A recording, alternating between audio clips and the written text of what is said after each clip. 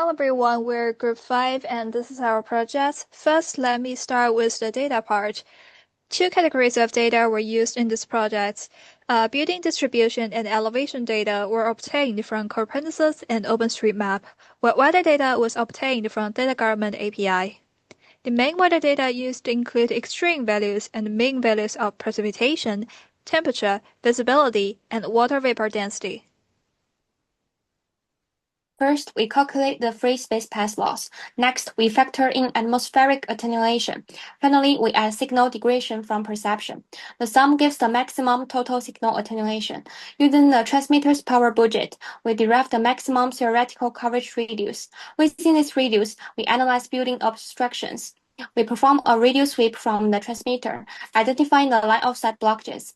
Using the geometry of the buildings and their heads, we calculate the diffraction for each. Propagation modeling then adjusts the effective coverage distance per radius. The final coverage map is not perfect circle, but the polygon determined by the cumulative path loss and local urban morphology. We build websites that allow users to input parameter and see the base station coverage on an interactive map. The front end handles user input and map rendering. On the back end, FAT receives these inputs and calls the LS model to compute coverage. We also reconstructed the LS model, enabling faster environment-independent processing and direct GeoJSON output.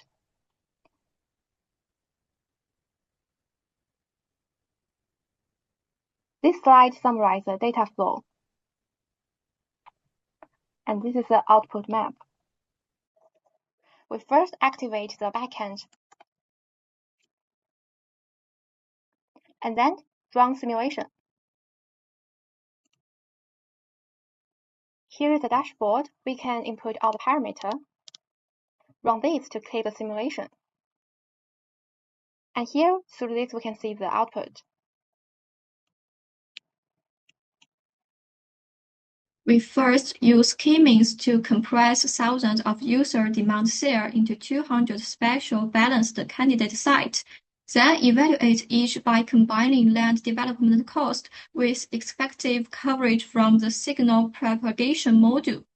A particle swarm optimization algorithm then selects 20 development sites. But the current cost function and hard constraints are over-penalized, so the search stagnates. Future work will reduce these penalties, embed realistic base station parameters, and migrate to a more flexible multimodal optimization framework.